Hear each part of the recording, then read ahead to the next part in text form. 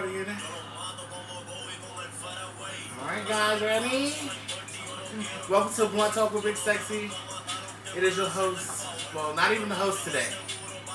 I'm a guest on Blunt Talk with Bigs3xy. Today it's all about me, baby.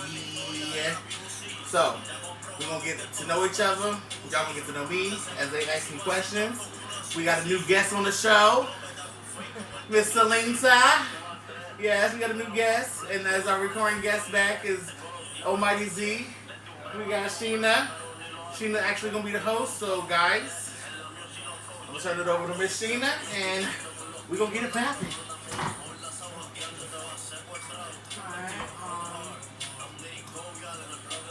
What age did you know I'm starting right off. Alright, well, at what age? I'm going to say it was like, maybe I was like 15 in high school. Yeah, 15. I'm going to say it was about 15 when I started noticing that I had feelings for boys. But at the same time, back then at that age, and I was still involved with girls, so, you know, it was a confusing state. It wasn't like, oh, I'm just gay. I like boys. It was nothing like that. It was like, I was still had girlfriends and stuff. But at that time, nobody really knew that, you know, I was gay. Yeah.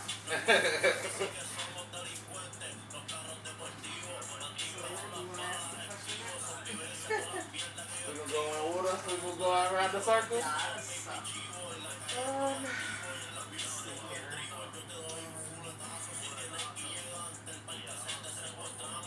We do not own any rights to the music.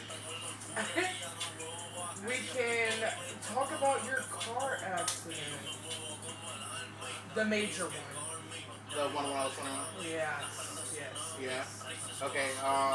The one I was like, oh my god, my best friend.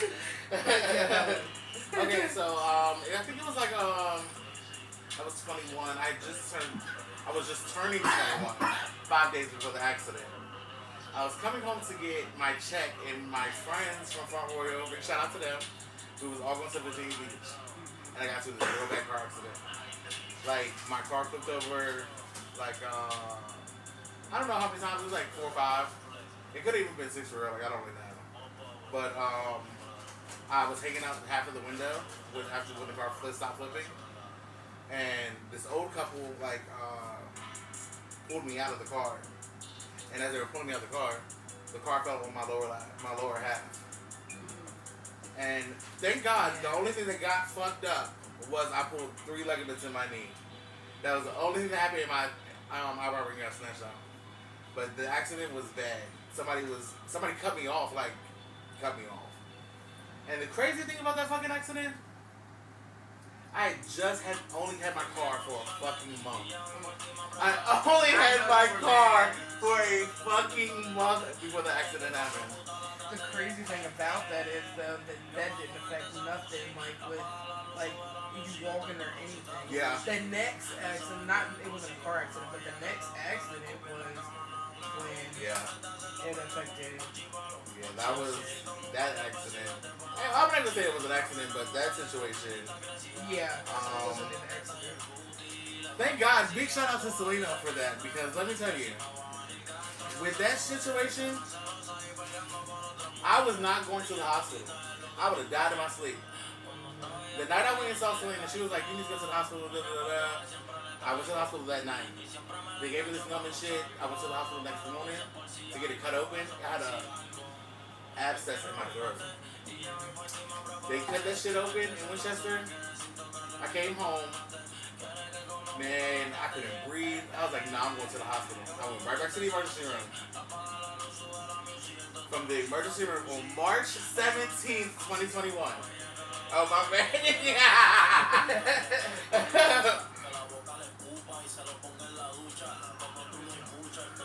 On March 17th, 2021 is when that happened. That was my last day of work. That was my last day of seeing everybody for a good month. Because when I woke up from there, it was 3 weeks later and I was in Morgantown with a whole fucking shrink in my throat. I couldn't walk. I couldn't move my legs. I couldn't feel my toes. Nothing. Thank God I can walk now, but still I cannot feel my toes to this day. And that happened 3 years ago. Yeah, it was crazy. It was crazy. Man, isn't that long? Yeah. That's crazy. It was 3 years ago. Yeah, Well, I about 2 was 3 years ago. pregnant when I started seeing like stuff on Facebook and stuff, and I was like, hold up. Yeah, it was. The scariest part about that was they had to put me in a coma. The hospital actually put me in a coma because my body was septic. And for me, the scariest part was because I was coming in and out of the coma. So like the dreams that I was having were so fucking realistic. It was like, is this really happening or is this a dream? Is this really happening or is this a dream? Like in parts of my dream, like they say hell is demons. I don't know. I saw a picture of hell, and I didn't like it. I'm trying to tell you, like, only a couple of people know the story, but like I seen a picture of hell, and it wasn't like what you expect. Like you expect demons and all that shit. No, it was not nothing like that. You know how they say like the devil fuck you and all that shit, like you get fucked by the demons and shit. Like I swear to you, it was some real shit on my daddy. So it didn't look like Lucifer. No, it was like regular people. It was like regular people, but you knew they were demons because I don't know. I just knew they were demons, and it was just all around me, and like they were just fucking everybody, and it was just weird shit going on in that dream. But I'm not even joking. Like it was some real shit happening. Like I thought my niece died. It was crazy. Like when I finally woke up from out of the coma, I didn't know what the fuck was real and what was fake. The very first thing I said was, the people in the hospital are trying to kill me. That was the first thing I said when I woke up. And they was like, what? You're in the hospital. Like, what the fuck? But yeah, that happened. And I'm still here. Thank God. And thank you, Selena. Because you was the one like, bitch, go to the motherfucking hospital. Like, something's wrong. You can barely talk. Like, go to the hospital. For real, I was about to punch your ass and knock you out and take you there myself. It was bad. Like, it was real bad. It was scary. What question do you have for him? What gave you the idea to start a podcast? Well, actually, I thought about the idea like 3 years ago. Like right after the accident and the shit where my throat happened. I thought about it, but like I never reacted on it because at that point in time I was in the depression stage. I had a fucking hole in my throat the size of a fucking cup top. Like it was crazy. So, but in the process of that, I did think of like doing the podcast. I was like, well, maybe I should do something with my time because I don't do nothing now. So, what the fuck could I do? Yeah. So the podcast was actually like in the thought of 3 years ago, but it didn't come up until now because, like I said, people around me, like I came to them and was like, oh, I want to start a podcast, and that, da.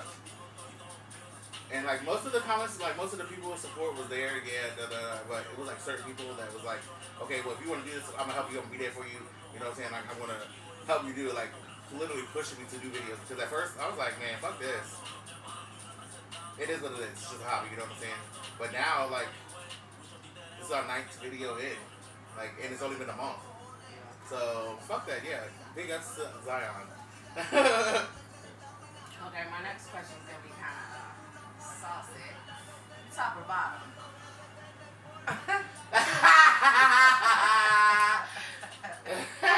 Okay, so I am a. Can we just add in there that he was married to a woman? Okay, so look. Okay, I was married, but real talk, real shit. Before I even got married, before I answer your question, before I got married, before we even got together, the night I met my wife, I told her, I said, look, I'm gay. You can take it what you want to do with it. I put it on everything I love. Oh, I wish you were there. I was about to say, Selena, did I not? But I swear to God, that's what I told her. I said, you can take it what you want to do with it. She said out her motherfucking mouth, that's cool, I'm bisexual too. I was like, oh, well, we can make a party out of it. And that's what it was. That's what it was. But I am a bottom, but I have topped before. Yeah.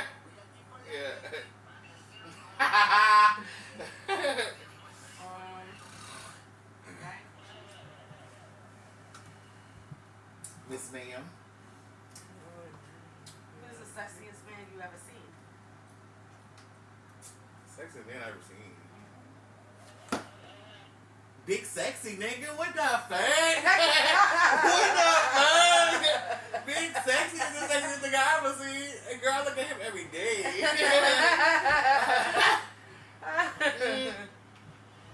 Yeah. If I was a bad bitch, I'd fuck me too.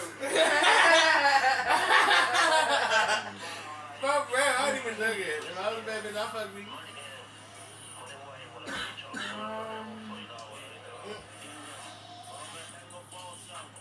Talk about your addiction. My addiction? Yeah. Let me talk about my addiction. So,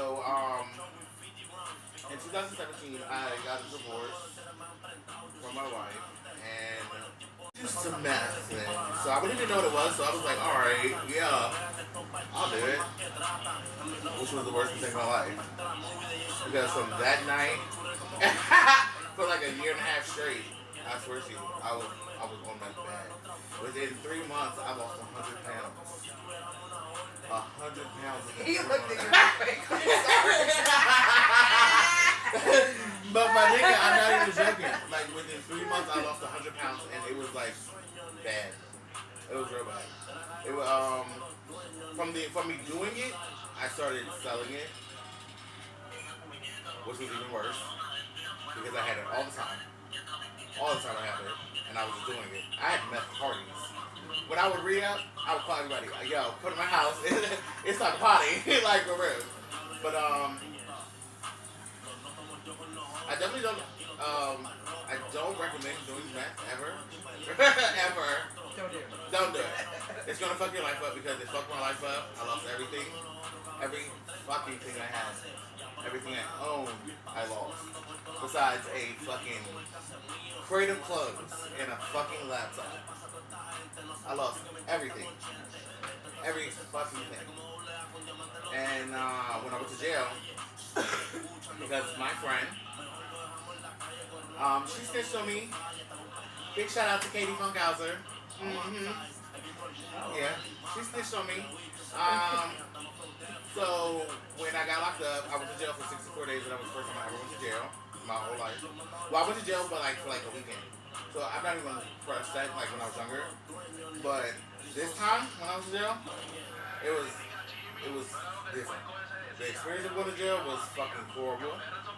For just from my lifestyle period, like it wasn't. I was uncomfortable every fucking day of the 64 days that I was in there. I was uncomfortable. I got out. I had nowhere to live. Nowhere. I had nowhere. When I tell you nowhere, yo, I'm not gonna cry, but some real shit. When I got locked up and I got out that night, nobody would come get me from there. Nobody. I had to walk from Front Royal to Charlottesville because my people wasn't there. So that morning when I finally did get here to Woodstock, I went to my mom's house or whatever, and she was like, "We gotta find somewhere to live because I got kicked off property, this and that." So I was like, "Well, what the fuck am I gonna do? Like, I have nowhere to go." And nobody was telling me because I was strung out. Like I was in jail, but you know, beside me being in jail was like, it was cool because it helped me, but at the same time, it really didn't. Because it didn't. But, my mom called her friend and asked her if I could stay there. And she was like, "Yeah, let me talk to Selena." She was like, "Yeah, let me talk to Selena." And so my mom and Selena talking, whatever. They was like, "Yeah, bring him up here." For that whole year that I lived in, like, it was a sigh of relief because at the same time, when I first moved in, I was feeling like, I have no fucking life. You know what I'm saying? And they helped me. And when the people I'm looking forward to helping me should have been right there, but it wasn't. It was instead it was like everybody was against me that should have been there for me. But I'm looking at people like, the fuck? We don't even fucking share the same blood and they got me. You know what I'm saying? But that's how it was. But yeah, without that whole year, Selena helped me a lot through my addiction because I was stupid. And I had, like I said, I had nothing. When I came to Selena's house, the morning I came to Selena's house, I put in some everything. All I had was a fucking bag, a fucking gray little backpack with like 3 washcloths in it. I had like $10 in change. I had nothing. I was looking at him like, Kenny, that's you? Where's the rest of you? He was skinny as shit. I had nothing. I was skinny as fuck. I had nothing. But within that year that I did live with her, I learned a lot. I figured a lot of stuff out. So then when I moved out and came here, it was a big change because, my sister was like, oh no, you ain't doing shit. You can't go nowhere, you can't do this, you can't do that. But I needed that because at the same time, me being back in town, access to everything, I needed that. Up there where I was living with Selena, she was in Fort Valley. So if you know what Fort Valley is in the Central County area, you know it was nothing. And it was nothing. So Takes you about 4 days. Some trees. some trees and some wild animals and shit. Like it was cool though because the solitude there helped me do a lot too. And it just made me mature a whole lot more than what I was. And it made me break away from a lot of the people that were doing me dirty. Once you focus. Like basically that's what it was. It was a focus thing. Like I need to find myself who I was before the mess. But yeah, I had a real bad experience with meth, so I definitely don't recommend it to nobody. Nobody. I had a bad experience.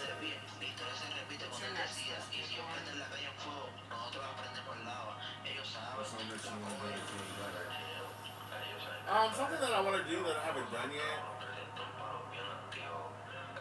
Like I don't really plan for the future, you know what I'm saying? At this point, because you never know when you're gonna die.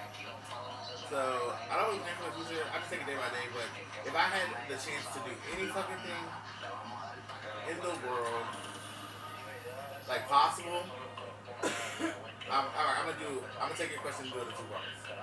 Anything that I can do in the world possible. Yeah, listen. Just listen. Just listen. I'm gonna answer your question. I'm gonna answer it in 2 parts because it's a 2-part question. I feel like it's a 2-part question. Alright, so if possible that I could do. I would definitely like to travel the world and definitely go to Africa. Put my feet in African sand and African dirt before I die. Go to the motherland. That's one thing that I've always wanted to do in the world. Yes. I want to go to Africa. So now, the one thing if I could do, but I know I can't, it's impossible. Everybody has that one person that they wish you could reach out to and that's not here no more, you know what I'm saying? Like, my dad was my fucking support system. My dad never judged me about anything. The growing up, the sex, he never judged me about nothing. My dad was there. That nigga, if I could just say, hey nigga, what's up one more time, that's what it would do. That's what it would do. I feel that. Yeah. Because that nigga was there. So you got a significant other in your life? A boo thing? Situation? Nigga link. Well, at the moment, it's a little sneaky link at the moment. So, yeah, I'm gonna say I got like a little sneaky link, but it's not really a situation. Like we just stepping into the talking stage and hey, how you doing and all of that. But it ain't really nobody like I'm connected to and linked to. Like I don't got a boyfriend now. Is that what y'all asking? I'm still single, Bigs3xy. Yeah. You can hit me up on Aquar, Facebook, Aquar, everything on YouTube, Instagram, Brittany. Hey, say hey, we see you. I hope my face ain't in there. Nah, your head was. But, yeah, no, I don't have I'm single. Just out here chilling. Doing what life is supposed to. Either one of y'all got any?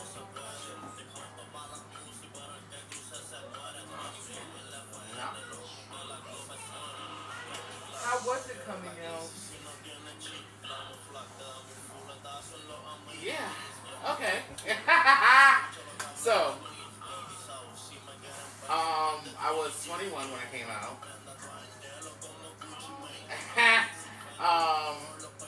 I was actually in my room, but before I came out, the weekend before I came out, my friends in front row was like, you should tell your mom you're gay, you know, like let them know what's going on. So I was like, no, because my mom is Jesus' sister. It's not gonna go down like y'all family was like open arms, hugging, yay, we knew you're gay. No, I already knew what it was gonna be. When I came out to my dad first. That nigga was like, I already knew from when you was in the 10th grade. For real, that nigga was like, I already knew when you was in the 10th grade. Right, like, so, and how he found out was because me and the dude that my first boyfriend ever, we had a notebook that we wrote notes back and forth. And he found the notebook, so that's how he knew. Like, the nigga never said anything. That was when I was in the 10th grade. I came out when I was 21. So my dad never said anything. Like, he never came and was like, yo, Kenny, what's going on? This and that. He was just cool with understanding. I told my sister, my little sister, her response was, I don't care. Just don't take my boyfriend. Just don't look at my boyfriend. That was her response. My older brother, when I told him, the night I told him, he was cool with it. The next day, we fought. We fought bad. Like, it was bad. We fought bad. In my older sister's house, we had this big... You been to my mom's house? Okay, my mom got this huge ass TV that's sitting in the living room. Like, it's an old ass box TV. It was my sister's. But at that time, it was black. She had a black one. That nigga threw me into the TV. It was bad. That nigga did not agree with the whole gay lifestyle. My older sister did not agree with it either. But when I got married, she was like, okay, she came around. But when I got my divorce, she stopped talking to me. At that point in time, when I got my divorce, my brother wasn't even talking to me. So they really didn't agree with it. But like, to me, it hurt my feelings. But at the same time, I really didn't care. But my mom, when I told my mom, okay, so her and my little sister was in the room talking, and at this point we were living in an apartment, so the walls were paper thin, and I lived right across the fucking hall. So I'm hearing them talking about me. So my mom was like, "Yo, Brittany, I think your brother's gay." So Brittany was in there. By this time, Brittany already knew. Brittany already knew. I'm telling my coming out story. So Brittany already knew. So Brittany sitting on the floor just like, I don't know, mommy. I don't know. So I walk in the room like, what's up? Y'all, like, you here talking about me, what's up? So my mama was like, nigga, is you gay? Mind you, at this time, I had a girlfriend. I had a girlfriend that was coming to my house and everything. So I was like, yeah. I ain't gonna hide this shit no more. Like, I was like, yeah, I'm gay. So she was like, everybody get out. Don't talk to me. Everybody get out my house. Don't talk to me. Blah, blah, blah. My mom did not talk to me for 2 days. I did not speak to her. I did nothing. I didn't look her way. Nothing. It was crazy. But it was like a real hard experience because my mom was raised in a convent. So she was raised up like, that shit didn't fly. It did not fly with her. And even today, it doesn't fly with her, but at the same time, she's come to her senses of, okay, this is my son, this is who he is, this is his lifestyle. Now I can say that she has accepted it, but it's still times that she don't fuck with it. You know what I'm saying? Like, it's still times she don't fuck with it because, like, just like a year ago, Brittany started a conversation in the car about this show that she's seen on Netflix about some Asians that were gay, but they dressed like girls. And it blew up in the car.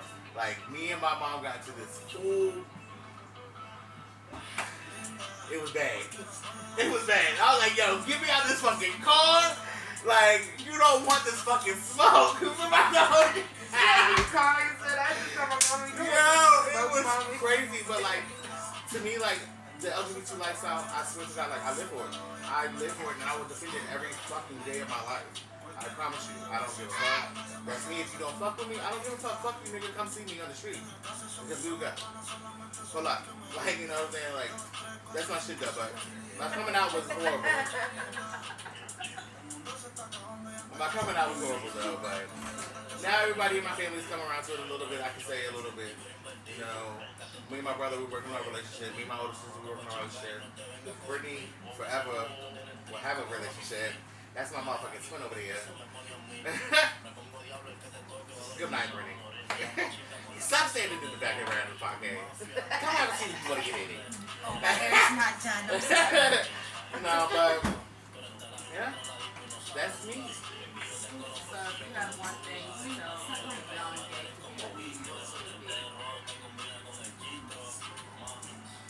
Like people that are having come That are struggling with their.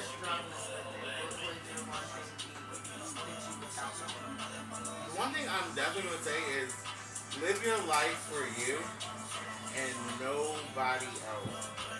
Nobody else, because living your life for somebody else is just gonna bring you down, and it's gonna bring you down as a person, period. Because you're not happy, you're not doing what you want to do in your life. Definitely take your time on coming out, because it's just a youth thing. Like when you're ready to come out, like. I wouldn't be like forcing somebody to come out like, oh, come out if you're gay.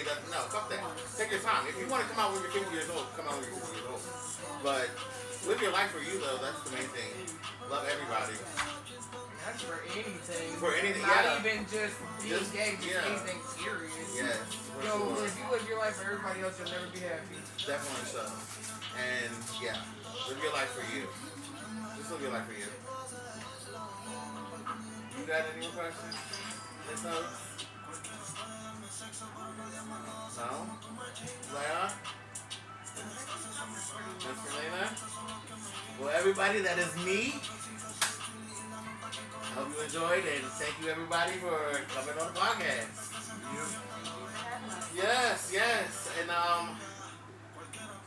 the next announcement, let me tell you, Bigs3xy's block party is coming.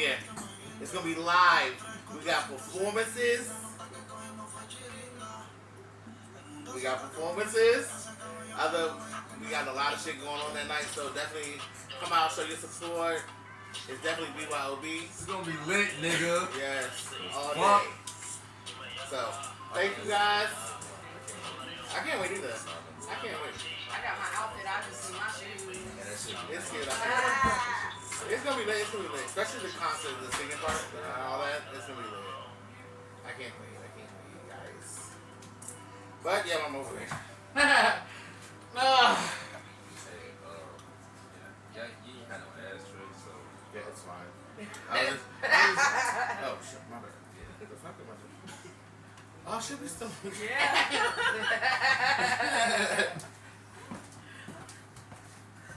That was good, everybody.